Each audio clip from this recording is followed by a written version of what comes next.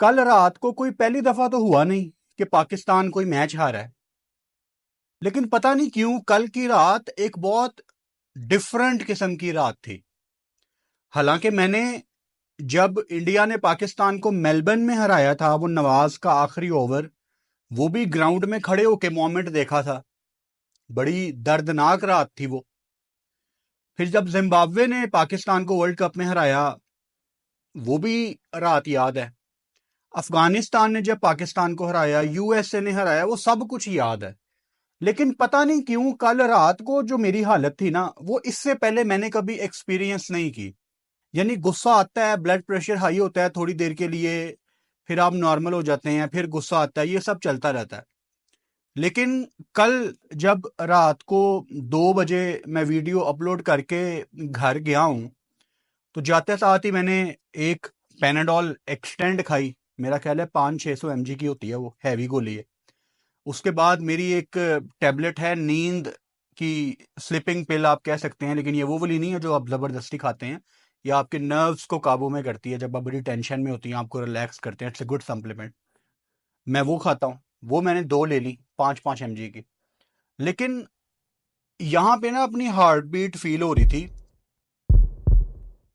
और वो रुक नहीं रही थी। फिर 3, 3:30, 4 बजे का टाइम हो गया और उठ के मैंने वॉक भी की, फिर भी चैन नहीं आ रहा था, गुस्सा बहुत ज्यादा था अंदर। फिर हालांकि आपको पता है लाहौर में रात को सुबह 4 बजे के करीब 5-6 सेल्सियस तक वेदर चला जाता है आजकल, बहुत ज्यादा ठंड है। मैं टेरेस पे चला गया, टेरेस पे जाके मैंने खुली हवा ली। पता नहीं स्मोक भी अंदर चली गई होगी, लेकिन चैन नहीं आ रहा था। बड़ी जबरदस्ती मैंने सोने की कोशिश की, क्योंकि मैं अब अपनी जिंदगी के उस हिस्से पे हूं जहां मुझे 9:30-10 बजे उठना अच्छा लगता है, सुबह अर्ली मॉर्निंग। सुबह जब आंख खुली तो शुक्र है कि दिमाग थोड़ा सा रिलैक्स था, इसीलिए मैं आपसे कल वाले रात के जो मैं हमारा मैच है पाकिस्तान साउथ अफ्रीका का, उसके ऊपर डिटेल में बात करूंगा। तब तो हमने हाई इंटेंसिटी पे फौरन वीडियो बनानी होती है मैच के बाद, लेकिन काफी थॉट्स उसके बाद जो मैंने सोचे, मैंने लिखे, कुछ लोगों को जिनको मैं सुनता हूं उनको सुना, इधर उधर से देखा कि दुनिया क्या बात कर रही है। तो आज हम पाकिस्तान साउथ अफ्रीका के ऊपर बात करेंगे। मेरी तो आपको ये सजेशन है कि कोई काम कर रहे हैं तो छोड़ के बैठ जाएं, रिलैक्स होके सामने बैठें। अगर सोते हुए वीडियो सुन रहे हैं तो मोबाइल साइड पे रख के आंखें बंद करके रिलैक्स होके सुने, क्योंकि हमने बड़ी तहम्मुल मिजाजी से, बड़ी इज्जत के साथ, अच्छे तरीके से बात करनी है, ताकि समझने वालों के लिए आसानी हो। देखो कल पाकिस्तान जिस तरह मैच हारा ना, ये तरीका सेम है हारने का। कभी रिजवान ऐसे इनिंग्स खेलता है, कभी बाबर ऐसे इनिंग्स खेलता है। इन दोनों ने बारियां लगाई हुई हैं। मैंने आपको साल 1.5 साल पहले एक बात समझाने की कोशिश की थी कि एक टाइम ऐसा आने वाला है जल्द, जब T20 में या तो आपको रिजवान को बाहर बिठाना पड़ेगा या बाबर को बाहर बिठाना पड़ेगा। ये दोनों एक T20 की प्लेइंग 11 में नहीं बनते। तब लोग ऑब्वियसली मुझे गालियां निकालते थे, क्योंकि मैं तो नाम लेके बात करने वालों में से हूं ना, इसीलिए मुझे गालियां पड़ती रही हैं। और जो बातें मैंने आपको कितने साल पहले से बताई हुई हैं, आज वो सारी आपको सच होती नजर आई हैं। कुछ लोग मान रहे हैं, कुछ नहीं मान रहे। जो नहीं मान रहे वो कुछ दिनों तक मान जाएंगे, क्योंकि ये आपको साबित करेंगे कि हम नालायक प्लेयर्स हैं, हम मॉडर्न क्रिकेट नहीं खेल सकते। सारी दुनिया की टीमें, Australia, England, India, New Zealand, West Indies को भी मैं इसमें काउंट करूंगा, सारे ना लाइन के उस पार जाके खड़े हो गए हैं जहां वो 200 वाली क्रिकेट खेलते हैं। आप अपने अच्छे दिन पे दुनिया की वाहिद टीम है जो 160 या 165 की टीम है। इससे ज्यादा, अलाउ मी टू से दिस, मैं भी इसमें शामिल हूं। मैं हमारी बात कर रहा हूं, आपकी और मेरी। हमारी औकात नहीं है पाकिस्तान की कि हम 200 का सोच सकें। हाँ, वन ऑफ एक आधा तुक्का लगता है, लेकिन अपने अच्छे दिन पे आप 160, 165 की टीम हो, दैट्स ऑल। कैसे बनेंगे आप 200 वाली फेयरलेस क्रिकेटर्स को चांसेस देके? अब पाकिस्तान में काफी ज्यादा लोग ऐसे मौजूद हैं जिनका ये स्कूल ऑफ थॉट है कि यार आपने अगर बाबर और रिजवान को बाहर निकाल दिया तो आपकी टीम तो कोलैप्स कर जाएगी। कर जाए, कोई बात नहीं, करती रहे कोलैप्स, कोई बात नहीं, खड़ी हो जाएगी एक दिन। इंग्लैंड का जर्नी 2015 के बाद उठा के देख लो, उन्होंने सोच लिया था कि हमने ये ब्रांड की क्रिकेट खेलनी है। इंग्लैंड ने उस ब्रांड की क्रिकेट को अडॉप्ट करके ओडीआई वर्ल्ड कप भी जीता 2019 में और T20 वर्ल्ड कप भी जीता। टेस्ट में वो बहुत अच्छी टीम हो गई है, बहुत अच्छी टीम है। फेयरलेस क्रिकेट में प्रोसेस होता है, आपको 1-2 महीनों में रिजल्ट नहीं मिलते। अब अच्छी बात यह है कि आपके पास ऐसे प्लेयर्स भी मौजूद हैं। मैं बड़े यकीन के साथ खुदा को हाजिर जान के आपको यह बात बताने लगा हूं। एक प्लेयर की प्राइवेसी है, मैं उसकी प्राइवेसी नहीं तोड़ूंगा। आपका एक एक्टिव प्लेयर से मुराद है जो आपके सिस्टम का हिस्सा है। मैं ये भी आपको नहीं बता सकता कि इस टाइम वो पाकिस्तान टीम के साथ है कि नहीं, बट आप सब उसको जानते हैं। बड़ा प्लेयर है, बड़ा, मतलब कोई शायद ही बंदा हो पाकिस्तान में जो इस प्लेयर को नहीं जानता। मुझे 2-3 हफ्ते पहले मैं उससे बात कर रहा था और उसने मुझे कहा कि यार मैं ना पाकिस्तान टीम की सोच बदलना चाहता हूं, बट हमारे जो सीनियर्स हैं वो हमें अलाउ नहीं कर रहे। ये एक प्लेयर ने उठ के मुझे ये बात कही और उससे मैं अक्सर बात करता रहता हूं रेगुलर, तो मतलब मुझे समझ आ रही थी कि वो किस एंगल से बात कर रहा है, वो क्या कहना चाह रहा है, वो सारी चीजें मुझे समझ आ रही थी और समझ आपको भी आ रही है। लेकिन आपने आंखों के आगे हाथ रखा हुआ है। मैं आज सुबह ना जियो न्यूज पे राशिद लतीफ को सुन रहा था। किसी जमाने में मैं बड़े शौक से राशिद लतीफ को सुनता था, लेकिन मुझे पता नहीं क्यों लगता है कि ये ना नैरेटिव बिल्ड करने की कोशिश करते हैं साया कॉरपोरेशन की। मैं नाम लेके बात कर रहा हूं राशिद लतीफ से, मैं बहुत ज्यादा डिसअपॉइंट हूं। बड़ी खूबसूरती से उन्होंने एक नैरेटिव बनाने की आज सुबह कोशिश की कि आप रिजवान के ऊपर बात कर रहे हैं, आपको ये नहीं पता कि सुफियान ने कितने रन्स खा लिए। वाह जी वाह, मैच सुफियान ने हरवाया है। अच्छा, उसके बाद द ग्रेट राशिद लतीफ साहब ये कहते हैं कि पाकिस्तान क्रिकेट बोर्ड से कोई पूछे कि आपने कोई ओपनर क्यों नहीं बनाया। राशिद भाई, इतने मासूम ना आप हैं और मैं तो बिल्कुल भी इतना मासूम नहीं हूं। रिजवान, बाबर ने और साया कॉरपोरेशन ने किस ओपनर को बनने दिया है? साहिबजादा फरहान आ जाए, हसीबुल्ला आ जाए, हारिस आ जाए, फखर आ जाए, किसी को 2 मैचेस से ज्यादा चांस नहीं देते।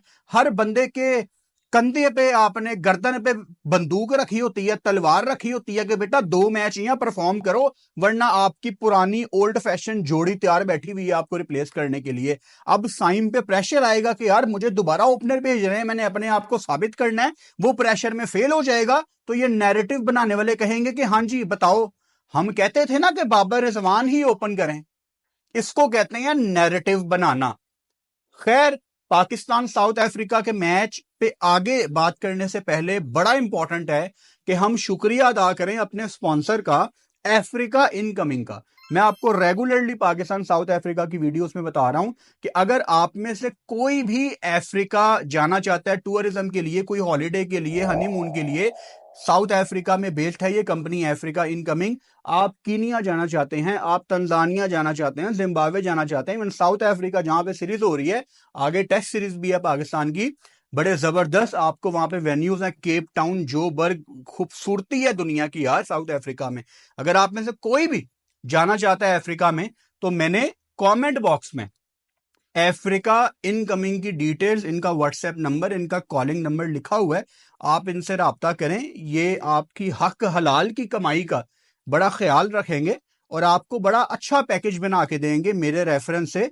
आपको बड़ा मजा आएगा कि हमने ठीक जगह पैसे लगाए हैं। सो अभी बुक विद अफ्रीका इनकमिंग, ये आपने कमेंट बॉक्स में लिखना है। अभी आप अफ्रीका इनकमिंग से कांटेक्ट करें ताकि आपका जो आने वाला टूर है अफ्रीका का वो जबरदस्त हो जाए। मैच पे वापस आते हैं। सो ये जो नैरेटिव होते हैं ना, वो हमारे कुछ एक्स क्रिकेटर्स जिनमें राशिद लतीफ टॉप पे हैं, वो आपको बनाते नजर आते हैं। और इंटरेस्टिंगली मुझे ना 3-4 महीने पहले मेरे एक दोस्त ने कहा कि राशिद लतीफ ना साया कॉरपोरेशन का नैरेटिव बनाते हैं। मैंने कहा नहीं यार, ये कैसे हो सकता है। उसके बाद मैंने गौर करना शुरू किया तो अभी तक वो मेरा दोस्त ठीक साबित हो रहा है। एक इंपॉर्टेंट पॉइंट मैं ये डिस्कस करना चाहता हूं। उस्मान खान, हमने सबकी बात करनी है सारे मैच की। बाबर रिजवान तो मेन कल्परेट है ना, रन बॉल उन्होंने छड़ दो, एक नहीं होंदा तो दूसरा सेम क्रिकेट खेलता है स्लो, दूसरा नहीं तो पहला, इन्होंने बारियां लगाई हुई हैं। उस्मान खान के बारे में मैंने आपको बताया था कि मैं समझ ही नहीं पा रहा कि ये किस ब्रांड की क्रिकेट खेलना चाहते हैं, मैं नहीं समझ पा रहा। कल उस्मान खान लग रहा था जैसे टेप बॉल की क्रिकेट खेलने आए हैं, मतलब जिसको हम पंजाबी में कहते हैं ना यार, ये टुल्ला है, ये बस उठा के मुंह उठा के छक्का, छक्का भी क्या, हवा में ऊपर खेल रहे थे। बहुत गंदी इनिंग्स थी उस्मान खान की।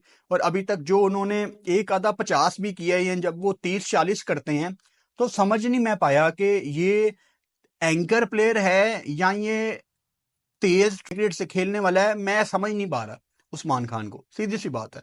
एंड मुझे डाउट है उनकी जगह के ऊपर। तैयब ताहिर पे बड़े लोग बात कर रहे हैं जी, तैयब ताहिर ने आपके जूनियर ने, यंगस्टर ने क्या कर लिया 18 बॉलों पे 18।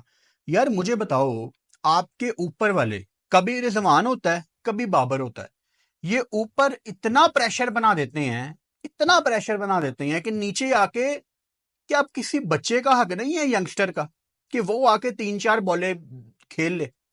ये तो पता नहीं कितनी दफा साउथ अफ्रीका जा चुके हैं आपके सीनियर्स, जो बच्चे पहली पहली दफा जा रहे हैं उनको आप लोग एक मैच देने को नहीं तैयार।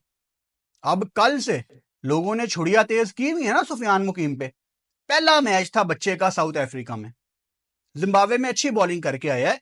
डेविड मिलर के आगे आप खड़े हो, आपको डर लगेगा यार, ये डेविड मिलर है। छोटी सी ग्राउंड थी। खैर पाकिस्तान की बॉलिंग पे जब आएंगे तब हम बात करेंगे सुफियान मुकीम पे डिटेल में। सो तैयब ने अगर 18 बॉलों पे 18 किया है, मैं उसकी 18 बॉलों को देख के उसको क्रिटिसाइज नहीं कर सकता।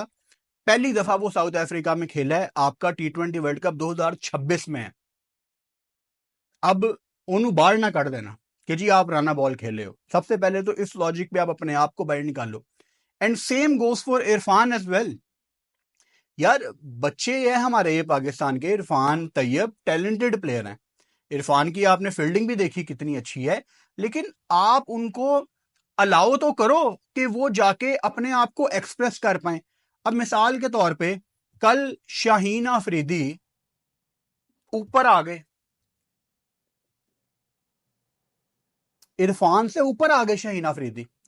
वो इरफान सोच रहा होगा यार एज एन ऑलराउंडर मेरे ऊपर क्वेश्चन मार्क है कि मेरे से ऊपर इन्होंने जबरदस्ती का ऑलराउंडर भेज दिया।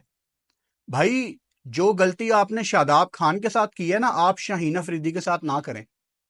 वो शादाब खान के दिमाग में इस्लामाबाद यूनाइटेड वालों ने डाल दिया कि तुझे नहीं पता तू ऑलराउंडर है।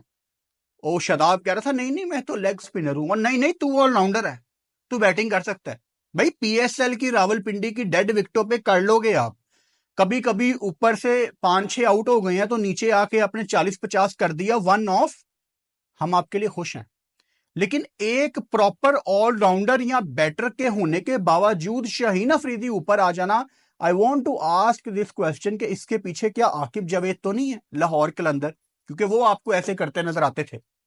और आकिब जावेद जो टीवी पे बैठ के कहते थे कि रिजवान बाबर 150 वाले ओपनर हैं, ये T20 में आपकी टीम 150 से ऊपर नहीं कर सकती जब तक रिजवान बाबर हैं। तो मैं पूछना चाहता हूं आकिब भाई से, आकिब भाई आप भी फिर वही हैं कि टीवी पे कुछ और ऑफिशियल जब जॉब मिली है तब कुछ और। या तो ये बाबर आजम को बाहर निकालना चाह रहे हैं, इसीलिए इन्होंने बाबर को ओपनर खिला दिया कि यार ये एक्सपोज हो जाएगा खुद ही। वो मैंने कल भी बात की थी कि मेरा बड़ा दिल करता है यार कि मैं बाबर की तारीफ करूं। अब देखो मैं वीडियोस बनाता हूं, ये मेरी फुल टाइम जॉब है, और ऑब्वियसली मेरे जितने ज्यादा व्यूज आएंगे मेरा काम उतना अच्छा चलेगा। ऐसे ही है, पाकिस्तान का इस टाइम सबसे बड़ा सुपरस्टार है बाबर आजम। जब वो अच्छा करेगा तो हमारी वीडियोस तो बहुत ज्यादा चलेंगी, व्यूज भी बड़े अच्छे आएंगे, हम उसकी तारीफ भी करेंगे। तो मैं तो आपको कहता हूं मैं तो उसकी तारीफ करना चाहता हूं, और वो मौका भी तो दे यार। लोग उसको एक्सपोज करना चाहते हैं और वो एक्सपोज हो भी रहा है। यहां तो बाबर आजम खड़ा होके हम सब के मुंह पे चुपेड़े मार दे कि नहीं यार मैं पाकिस्तान का नंबर 1 बैटर हूं, तो हम सारे चुप हो जाएं। मैं अपने आप को भी इसमें शामिल कर रहा हूं। या तो वो हमें चुप करवा देना, लेकिन वो चुप भी नहीं करवाता। मतलब मुझे कोई समझा दे, शायद बाबर आजम को, रिजवान को ये लगता है कि ये मैच ना, मैंने कल भी बात की थी कि शायद रेडियो पे आता है। ये मैच रेडियो पे नहीं आता, हम टीवी पे लाइव देख रहे हैं ये मैच।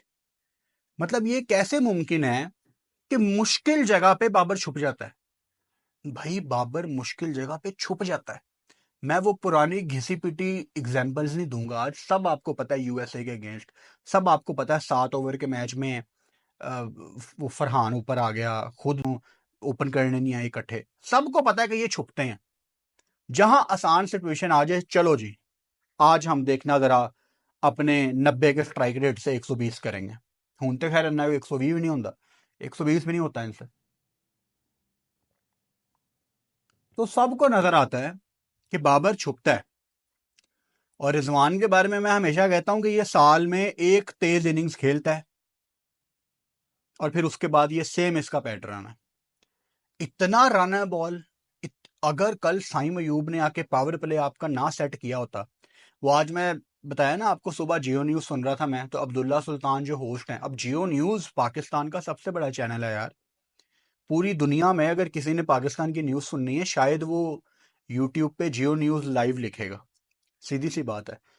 दुनिया का रैंकिंग में पाकिस्तान का नंबर 1 चैनल, उसके होस्ट अब्दुल्ला सुल्तान ये कहते हैं लाइव सुबह कि जब बाबर आउट हुआ है 0 पे, तो रिलीफ आ गया कि चलो शायद अब हम जीत जाएं। मतलब हालात ये आ गए हैं कि बाबर के आउट होने के बाद रिलीफ आ रहा है कि शायद पाकिस्तान के चांसेस अब हैं, क्योंकि अब साइम बैटिंग करने आ जाएगा। क्योंकि सोचो, अगर रिजवान या बाबर इकट्ठी बैटिंग कर रहे होते कल, तो क्या होना था?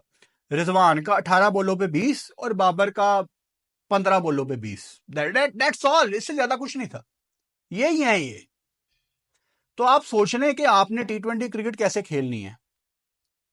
मैं आपको कितनी दफा एग्जाम्पल दे चुका हूं कि आपके डोमेस्टिक के, आपके टीम के प्लेयर अब उठ के बाबर रिजवान के ऊपर बातें करना शुरू हो गए हैं। क्या आमिर जमाल ने स्टेटमेंट नहीं दी थी कि बाबर डिफेंसिव कप्तान है? दी थी ना। मतलब आपके वो जो सिस्टम के अंदर प्लेयर मौजूद हैं, वो ही उठ के अब आपके प्लेयर्स को, पंजाबी में कहते हैं, प्यो प्यो के मारते पे ने। मतलब उनको बातें लगा रहे हैं कि यार कुछ तो शर्म हया कर लो।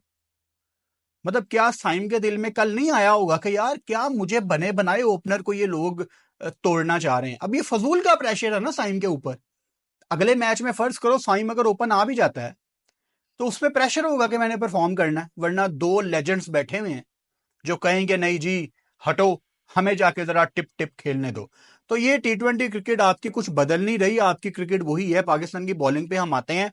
शाहीन शाह अफरीदी कल फाइनली जी, मतलब थोड़ा सा अलमिया तो है, जहां बुमराह जैसे बॉलर तीनों फॉर्मेट खेल रहे हैं। साउथ अफ्रीका का मैट्रिक का पेपर दे के बच्चा आके 150 के पेस पे बॉल कराता है, हम लोग खुशी मना रहे हैं।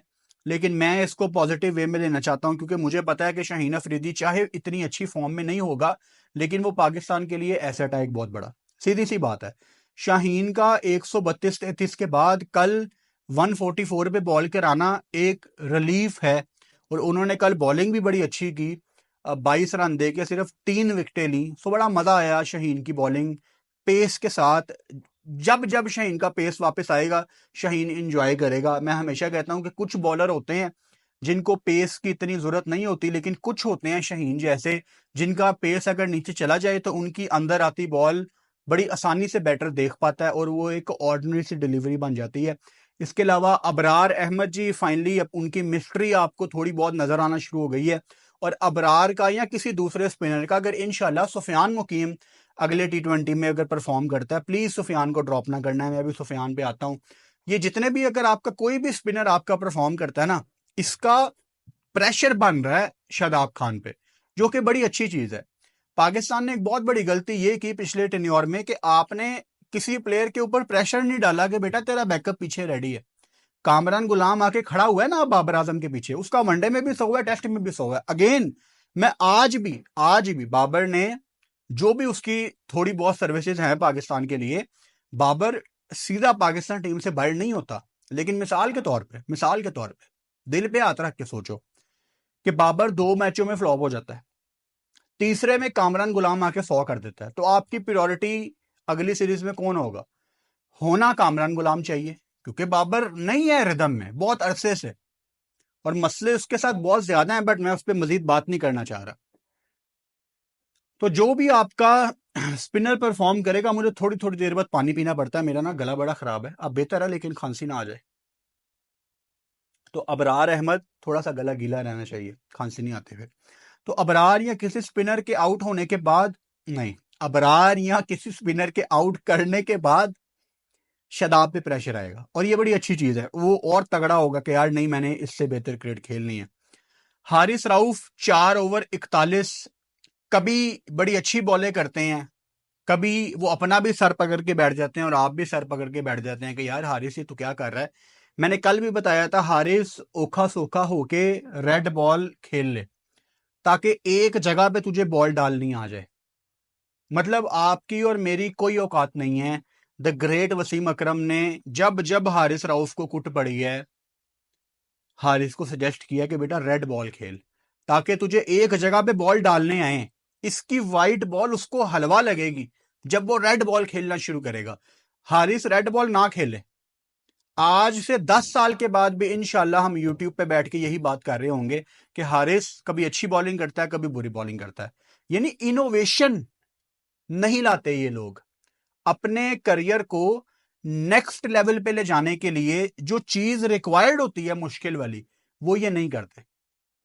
वो मुझे 3 इडियट्स का डायलॉग याद आ रहा है, जैसा चल रहा है वैसा चलने दो। ये उस पर यकीन करते हैं।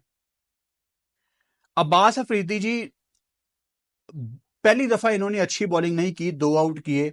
पाकिस्तान ने इन पे ज्यादा ट्रस्ट नहीं दिखाया, लेकिन ये उमर गुल के शागिर्द हैं, उमर गुल के भतीजे हैं या भांजे हैं, मेरा ख्याल है भतीजे हैं उमर गुल के। और उमर गुल के गुलडोजर, उनके यॉर्कर आप नहीं भूल सकते। और अब्बास अफरीदी को ऑब्वियसली मेंटोर किया गया है उमर गुल की तरफ से। एक्शन भी थोड़ा सा शुरू में ज़्यादा मिलता था, अब थोड़े से डिफरेंट हो गए हैं, लेकिन मज़ा आता है इनको देखने का। बड़ा चिल बॉय है, फोकस्ड बॉय है, ये बड़ा इंपॉर्टेंट है। अपने करियर के शुरू में बड़े क्रिकेटर्स आते हैं जो फोकस होते हैं, बाद में जाके इधर उधर निकल जाते हैं। आई होप कि ये अपनी जगह पे अपना फोकस बरकरार रखे। मुझे याद है अभी जिम्बाब्वे में ये मैच खेल रहे थे, सारी टीम साइड पे गपशप लगा रही थी, ये बाहर बैठ के पिच को देख रहा था। तो नजर आती हैं ये चीजें कि आपका फोकस गेम के ऊपर है। सुफियान मुकीम 4 ओवर 53 रन 1 विकेट, कोई बात नहीं, इट्स ओके। देखो आपको ना एज पाकिस्तान फैंस ये पता होना चाहिए कि प्लेयर बनाना आसान नहीं है। कल सुफियान मुकीम वो सुफियान मुकीम दिखा ही नहीं जो वो जिम्बाब्वे में था। मतलब उसकी बॉल जरा सी भी नहीं हिल रही थी। इसका मतलब क्या है कि प्रेशर बहुत ज्यादा लिया हुआ था उसने, न उस पर काबू नहीं था, हाथ पाँव फूले होंगे। यार जब आपके सामने डेविड मिलर हो ना, और उसने आपको 2 छक्के लगा दिए, 3 छक्के लगा दिए, तो आप सोच भी नहीं सकते कि वो प्रेशर क्या होगा। और लेग साइड की बाउंड्री बहुत छोटी है। मेरा ख्याल है इस ग्राउंड की जो मैक्सिमम बाउंड्री है वो 68 मीटर है, बहुत छोटा ग्राउंड है। यहां उनके हाथ किसी ना किसी ने चढ़ना था, बच्चा चढ़ गया आप। तो कल भी मैंने आपको बताया था कि जब सुफियान को 2 छक्के पड़े थे ना, कोई शाहीन जैसे जमान खान के पास आता था ना, जमान खान कितने गया यार, अच्छा बॉलर था वो भी, खैर कुट भी बड़ी पड़ती थी उसको। तो पीएसएल में जमान को कुट पड़ती थी आखिरी ओवर में, तो शाहीन उसके पास आके बड़े खूबसूरत तरीके से उसके हाथ मलता था, उसका सर पकड़ता था, उसको बताता था कि बेटा इट्स ओके, कोई बात नहीं। तो कल सुफियान के पास कोई नहीं आया। हाँ, जब वो बॉल डालने लगा तो रिजवान ने फॉर्मेलिटी के तौर पे कह दिया कि हाँ ठीक है, कोई बात नहीं, कोई बात नहीं, वो दुनिया का हर विकेट कीपर कहता है। लेकिन भाग के उसके पास आना था और उसके कंधे पे हाथ रखना था कि यार इट्स ओके, कोई बात नहीं, अच्छा स्पिनर है तुम, पड़ जाती हैं, 2 छक्के और भी खा ले, कोई बात नहीं। वो हौसला देने के लिए देसी कप्तान कहते होते हैं ना कि यार छक्का खा ला लेकिन नो बॉल ना करी। तो बड़ी चीजें होती हैं अपने प्लेयर को इजी करने के लिए, लेकिन उसको आई होप कि ये जो एक मंजन बेचा जा रहा है ना कि हमने T20 की टीम बनानी है, मैं इंतजार कर रहा हूं दूसरे T20 मैच का। अगर इन्होंने सुफियान को ड्रॉप कर दिया तो समझ लो ये टीम नहीं बना रहे। टीम बनानी क्या होती है कि सुफियान ने पहले मैच में गलतियां की, अब वो एक क्रिकेटर है, क्रिकेटर ने जिस मैच में गलतियां की होती हैं उसका दिन बुरा गया होता है, सारी दुनिया रात को सो गई होती है, लेकिन वो क्रिकेटर जाग रहा होता है। वो सारी रात सोच रहा होता है कि मैंने क्या गलत चीजें की हैं, और वो कहता है कि अच्छा अगले मैच में मैं ये चीजें ठीक करूंगा। आपकी जिम्मेदारी है उसको अगला मैच देना। और ये कोई अगेन बार बार आपको बता रहा हूं, वर्ल्ड कप नहीं है भाई T20 का, वो 2026 में है। तो जो गलतियां उसने की हैं उसको ठीक करने का मौका दो, उसको कम बैक करने का मौका दो। मैंने आपको कल भी एग्जांपल दी थी कि अभी इंडिया साउथ अफ्रीका की सीरीज थी नवंबर में, साउथ अफ्रीका में 4 T20 मैच की सीरीज। उसमें कैप्टन सूर्या कुमार यादव ने तिलक वर्मा को अपने नंबर पे खिलाया सैक्रिफाइस करके। सैक्रिफाइस का ताल्लुक रिजवान बाबर के साथ नहीं है, ठीक है, सैक्रिफाइस का ताल्लुक इनके साथ नहीं है। लेकिन सूर्या कुमार यादव ने, क्योंकि वो असासे कमतरी का शिकार नहीं है ना, उनको कमी नहीं है किसी चीज की। यहां तो जो टीम में सेट भी हैं वो भी अपने आप को इनसिक्योर समझते हैं। खैर, कैप्टन सूर्या कुमार यादव ने अपनी जगह पे तिलक वर्मा को खिलाया और उसने 2 बैक टू बैक 100 मारे हैं T20 में साउथ अफ्रीका को। अब क्या इंडिया में मैच होता तो आप लोग कह देते जी फ्लैट विकेट पे मारा होगा, घर के शेर, ये वो, ये सारी फजूल बातें हैं। आप यही बातें करते यहीं पे रुक गए, और सारी दुनिया की टीमें लाइन क्रॉस करके 200 प्लस में बैठी हुई हैं इस टाइम, और आप आज भी 160, 165, 170 वाली टीम है। 170 वाली भी नहीं, आप 160-165 वाली टीम है अपने अच्छे दिन पे। तो कुर्बानी, सेक्रीफाइस करना आनी चाहिए, लेकिन ये अपनी पीक की क्रिकेट खेल चुके हैं। सो कॉल्ड जो 1-2 मैचों की पीक थी इनकी, एक तो वो इंडिया वाला मैच ले डूबा है पाकिस्तान को जो 2021 में, मुझे ये कहते हुए बिल्कुल अच्छा नहीं लग रहा, लेकिन सच यही है कि 2021 में जो रिजवान बाबर ने 10 विकेटों से मैच जितवा दिया ना पाकिस्तान को, उस मैच का फायदा तो पाकिस्तान क्रिकेट को हुआ है, लेकिन उसका नुकसान हमें आज तक हो रहा है। यार हम लिटरली 2025 में बैठे हुए हैं और आज भी हमारे वही मसले हैं, खुदा की कसम, जो 2020-21 में थे। 5 साल लगा लो, 5 साल मान के चलो, 5 साल हमें हो गए रोते हुए, हमारी आज भी वही बातें हैं। और अगर आपके रिजवान बाबर रहे तो इंशाल्लाह अगले 5 साल के बाद भी यही मसले होंगे, क्योंकि ये किसी को जगह बनाने नहीं देंगे। फखर पे आप लोग शोर मचा रहे हो कि यार फखर को वापस आना चाहिए। फखर ने क्या करना है वापस आके? मिडिल ऑर्डर में खेलना है क्या? अब क्या करोगे? उस्मान को बाहर निकाल के फखर को डाल दोगे? और जिनको बाहर निकालना चाहिए उनको निकालो। आखिर में यही कहूंगा कि आप कहें कि ठीक है फुरकान भट्टी साहब हल बताएं। हल ये है कि आप बाबर रिजवान को क्लियर बताएं कि बेटा आपने ओपनर जाना है, ओके ओपनर चले जाओ। 5 ओवर में 80 चाहिए, करो जाके। 80 नहीं तो कम से कम 70 चाहिए, करो जाके। इन पे प्रेशर डालो ना बेटा। 5 ओवरों में 70 नहीं करोगे, चलो 65 नहीं करोगे तो अगले T20 में तुम लोग बाहर हो, रेस्ट करोगे आप, साइम ओपन करेगा उस्मान के साथ। एक एग्जांपल दे रहा हूं, इन पे प्रेशर डालो। वो अफगानिस्तान ने जोनाथन ट्रॉट की, मैं आपको हमेशा एग्जांपल देता हूं, उसका कॉन्ट्रैक्ट एक्सटेंड किया। वो एक बंदा अफगानिस्तान क्रिकेट को कितना ऊपर ले गया। वो क्या करता था ODI वर्ल्ड कप में? वो अपनी टीम को लिख के टारगेट देता था कि ओपनर्स मैदान में जा रहे हैं तो मुझे 10 ओवर में इतना स्कोर चाहिए, अगर इतना नहीं तो कम से कम इतना चाहिए। इनसे काम निकलवाएं। ये आपकी जितने भी आपके यंगस्टर हैं ये उनको भी तबाह कर चुके हैं। अपने करियर तो इन्होंने तबाह किए हुए हैं, वो अपने पर्सनल माइलस्टोन के चक्कर में इन्होंने अपने करियर तो तबाह किए हुए हैं, और इन्होंने कस्में खाई हुई हैं कि हमारे होते हुए कोई यंगस्टर भी अपना करियर नहीं बना पाएगा।